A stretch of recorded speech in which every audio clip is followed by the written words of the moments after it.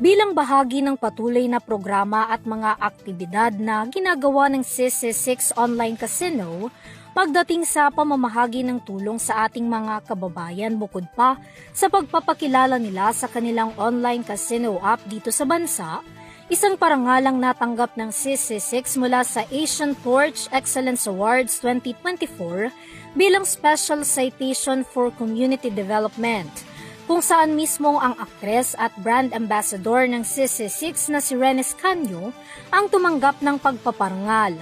Ayon kay Ren, ang pagkilala na kanilang natanggap ay karagdagang inspirasyon sa kanila upang mas lalo pang makapagbigay ng tulong sa mga nangangailangang Pilipino. Kaya't mas marami pang mga programa ang kanilang gagawin at ihahanda, gayon din ang mga komunidad na kanilang lilibutin.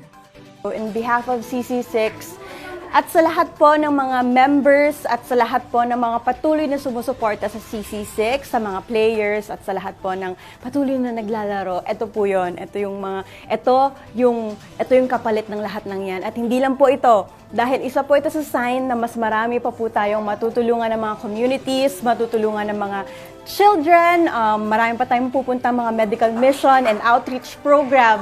So meaning marami pa tayong magagawang mas makakapag-spread ng happiness and love sa lahat po ng mga tao sa paligid natin. And I hope patuloy niyo po kaming suportahan. And abangan niyo po kami sa mas marami pang mga medical mission and outreach program. Bilang sorpresa naman sa mga dumalo sa awarding ceremony, nagbigay ng munting regalo ang CC6 Online Casino para sa kanila. May panawagan naman si Ms. Jev Frago, PR Manager ng CC6, sa mga nais maging bahagi ng kanilang online casino. Nanawagan po kami na magiging agents po kayo. So, makakakuha kayo ng daily promos and mga rewards kung magiging agents kayo. At the same time, kontakin nyo lang po ang CC6. Bibigyan po namin kayo ng mga merchandises at ipapadala po namin sa inyong mga lugar.